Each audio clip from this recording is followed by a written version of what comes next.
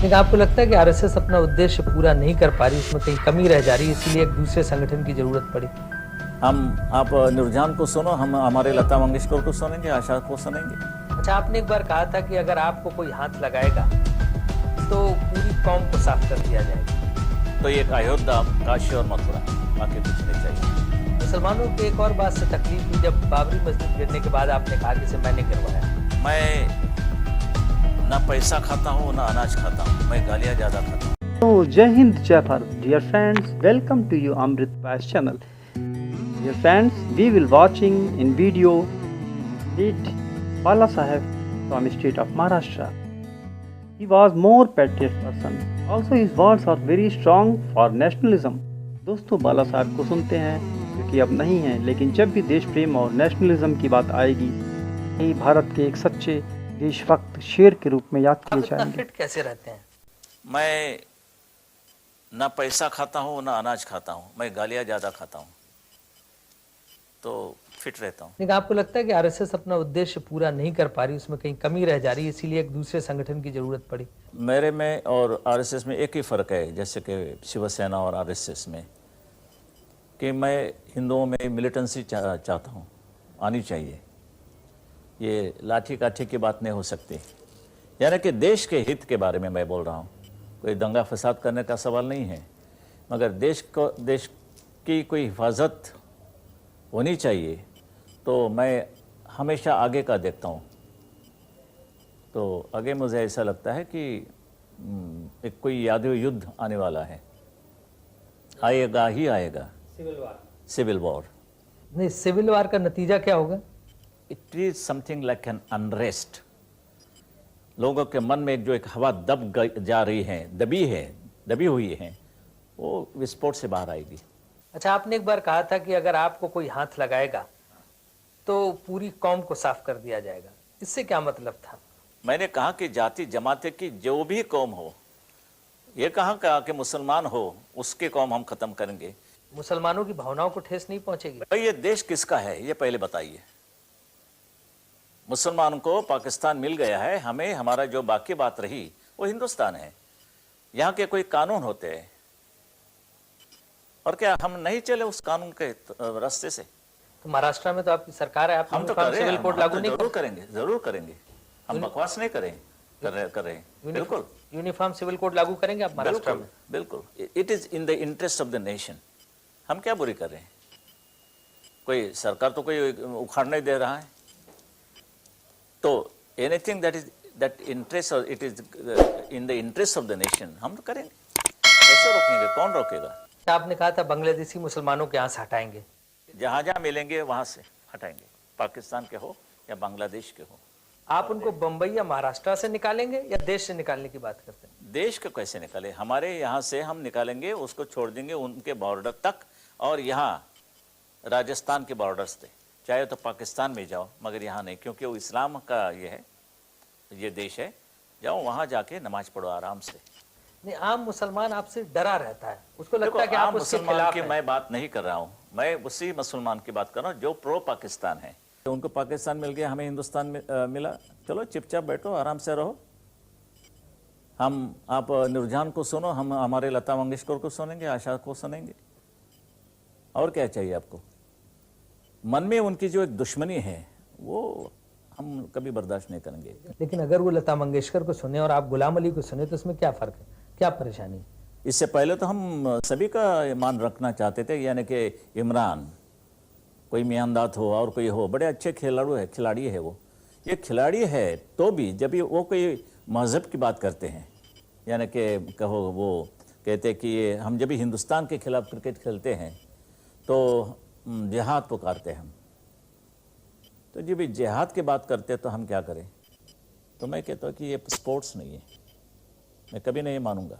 मुसलमानों की एक और बात से तकलीफ हुई जब बाबरी मस्जिद गिरने के बाद आपने कहा कि इसे मैंने गिरवाया। मानो कि भाई बाबरी मस्जिद गिराने के बाद इनको तकलीफ होती है, तो विस्फोट की बात क्या करें, कैसे करें? भाई ये हमारे देश की बात है, यानी कि जो हमारी भावनाएं हैं राम और कृष्ण के बारे में, तो ये एक अयोध्या, काशी और मथुरा, बाकी कुछ नहीं चाहिए हमको। रख दो आपके पास। तो मथुरा काशी के लिए आंदोलन कब करेंगे? आंदोलन का क्या सवाल है? चलो गवर्नमेंट ले आइए दिल्ली में, सेंट्रल गवर्नमेंट, और वो हिम्मत नहीं कहे बताएं तो हमें उनके खिलाफ भी लड़ना पड़ेगा, कोई भी हो, वो बीजेपी की गवर्नमेंट हो तो भी मैं लड़ूंगा। पूना में आपने पब्स बंद करवा दिए, क्या बंबई में भी बंद करवाएंगे? मैंने नहीं किया। बात है ऐसे कि एक प्रोग्राम के बाद जब भी मैं गाड़ी में बैठ जा रहा था, उस वक्त गोपीनाथ मुंडे मुझे मिला। उन्होंने कहा कि बाला साहब, अभी एक ऐसी खबर आई है कि यहाँ एक कोई पब्स चलते हैं और वहाँ यानी कि ये जवान लड़के और लड़कियाँ नंगे नाच करते हैं, सिगरेट ये करते पीते हैं, ये वो गर्द की होती है, ब्राउन शुगर की, पता नहीं। मैंने जब ये देखा कि ये हमारी संस्कृति नहीं है, मेरे देश के खिलाफ है, देश के संस्कृति के खिलाफ, और मैं नहीं चाहता कि हमारे देश में कोई हिप्पी पैदा हो जाए। तो मैंने कहा कि ये आपके कोई निश्चित खबर हो, इंफॉर्मेशन हो तो बैन कर ये पब को। पीने पिलाने से तो कोई परहेज नहीं ना सरकार को। हम कोई विनोबा भावे और मोरारजी देसाई नहीं है। आप भी बियर पीते हैं? सर, आदमी को कुछ ना कुछ तो ऐसी हैबिट होनी चाहिए कि लोग उनको कहेंगे कि आदमी है। मुझे वो लोग पसंद नहीं आते, बड़े बदमाश होते हैं। क्या आप सिगरेट पीते हैं? नहीं नहीं, मैं पीता नहीं। क्या आप शराब? नहीं नहीं, मैं नहीं शराब। कोई आप पान भी? नहीं नहीं, मैं पान नहीं खाता हूँ। सुपारी? नहीं सुपारी। साला क्यों जिंदा रहते हैं आप लोग? देखो, हर एक आदमी में कोई अच्छी बातें होती है, बुरी बातें होती है, तो कहीं मेरे में भी होगी। मेरी कोई अच्छी बातें होगी, मेरे में लगता है होगी, तो एक्सेप्ट करो या रिजेक्ट करो, बुरी तो छोड़ दीजिए। मगर अच्छी बातों के बारे में भी मैं आपको ये कहूँगा कि आपको पसंद होगी तो एक्सेप्ट और रिजेक्ट, आई डोंट केयर। अच्छी बात बोली, आपको अच्छी लगी तो ऐसे थोड़ा मार दीजिए हाथ, आप थोड़ा सा मार दीजिए। कार्रवाई शुरू की जाए।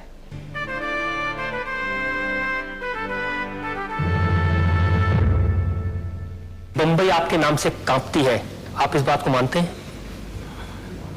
कांपना ही चाहिए। शेर को डरे नहीं तो क्या चूहा को डरे? जो कार्टूनिस्ट का जो दिल होता है बाला साहब, वो बड़ा उदार दिल होता है, बड़ा इमोशनल होता है कार्टूनिस्ट। ऐसी कोई बात नहीं है, कार्टूनिस्ट होता है, उसमें इमोशन कुछ नहीं होता? नहीं नहीं, इमोशन क्या होता है, वो न्यूज़ पर आधारित होता है, जैसे न्यूज़ वैसा कार्टून। उसमें कोई कविता, उसमें कोई आर्ट, उसमें कोई आर्ट कल्चर ही है ना, आर्ट ही, it is an art, yes, caricaturing is an art. Bala sahab, जब आपने 1966 में 1966 में शिवसेना की स्थापना की थी, तो उस समय आपने कहा था कि ये इसलिए सेना बनाई जा रही है कि महाराष्ट्रियन को सेकंड क्लास का दर्जा मिल रहा है, और आज 26 साल बाद भी जो आपकी पॉलिटिक्स है वो इसी सेकंड क्लास सिटीजनशिप पर आधारित है। आज आप कहते हैं कि हिंदुओं को इस देश में सेकंड क्लास सिटीजन बनाया जा रहा है। पहले गुजरातियों पर आपका हमला था, साउथ इंडियंस पर हमला था, आज मुसलमानों पर है। आपने जो कहा कि पहले गुजराती के बारे में मैं ये था और अभी मैं मुसलमानों के दुश्मन हो या खिलाफ हो, ऐसी भी कोई बात नहीं है। I want everyone to be nationalist minded. सवाल यह है कि जो जितने लोग यहाँ रहते हैं वो खुद को समझेंगे कि हम ये देश के रहने वाले हैं, ना हम हिंदू हैं या मुसलमान हैं या क्रिश्चियन और कोई नहीं। बट जब ये वो कहते हैं कि खुद हम मुसलमान हैं तो हमें कहना पड़ता है कि हम भी हिंदू हैं। अगर आप चाहें कि जो दूसरे लोग हैं वो कानून को माने तो सबसे पहले दूसरे का मानना हक कितना ये देश में है वो देखना पड़ेगा। जो हमें हिंदुओं को पाकिस्तान में नहीं मिलता, बांग्लादेश में नहीं मिलता और किसी अरब राष्ट्र में नहीं मिलता, वो हक इधर किसी को भी नहीं मिलेगा, नहीं मिलेगा। मैं आपको अभी ताजा उदाहरण देता हूं। जब 6 दिसंबर को अयोध्या में बाबरी मस्जिद का ढांचा गिराया गया तो शिवसेना ने सबसे आगे जाकर के झंडा गाड़ दिया, हमने गिराया, और उसको बड़े गौरव से उसको ओन किया। गौरव तो है ही, बिल्कुल, इसमें कोई शर्म की बात नहीं है। मैंने तो कहा दिया, साफ कह दिया। आप ये मानते हैं ये बाबरी मस्जिद गिराने दी गई है, इसके नीचे हमारा जो टेम्पल था, मंदिर था राम का, वो हमने ऊपर लाया। वो जो ढांचा था वो मंदिर था क्या मस्जिद था? और ढांचा में तो काफी चीजें ऐसी थी कि हमारे हिंदू की संस्कृति इसमें डर गई थी, छुपी गई थी। जो गिराया वो मंदिर था या मस्जिद था बाला साहब? मैं तो गया नहीं था, और इसके लिए ऊपर क्या था नीचे क्या था मुझे इतना तो मालूम है। नीचे हमारा मंदिर था और कहीं पोर्शन था वो हिंदू संस्कृति की एक सिंबॉलिक बात थी। लेकिन लोग कहते हैं शिवसेना का तो वहां एक भी आदमी नहीं था। ना ऐसे कैसे हो, नहीं तो बड़ी शर्म की बात है। और आप ज्यादा पूछेंगे तो सीबीआई मेरे पीछे लगेगा। जो 5000 साल पुरानी संस्कृति है, जो पूरे दुनिया में जो रेस्पेक्ट है हिंदुइज्म की, एक हिंदू की, वो इसलिए है कि हिंदू सहिष्णु है, पेशेंस है, शांति से रहता है, जबरदस्ती अपना धर्म की यही चीज हमें बड़ी महंगी पड़ी। यही चीज हम नहीं मानता। अभी जब उठना पड़ेगा, खड़ा रहना पड़ेगा। 5000 साल की बात मैं नहीं करना चाहता हूं, मगर वो जो है वो है।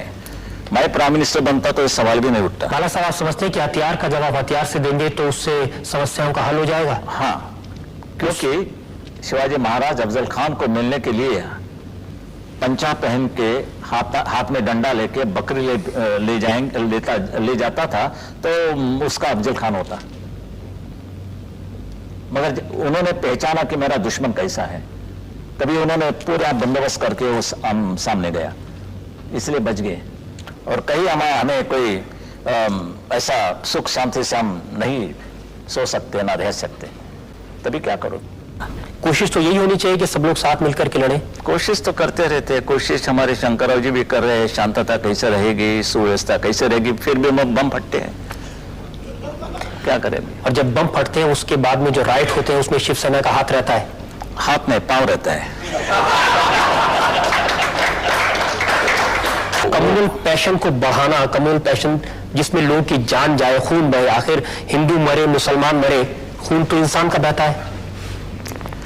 वो क्या मानते हैं, इस पर हमारी पूरी एक्शन कार्रवाई मुनसर होती है।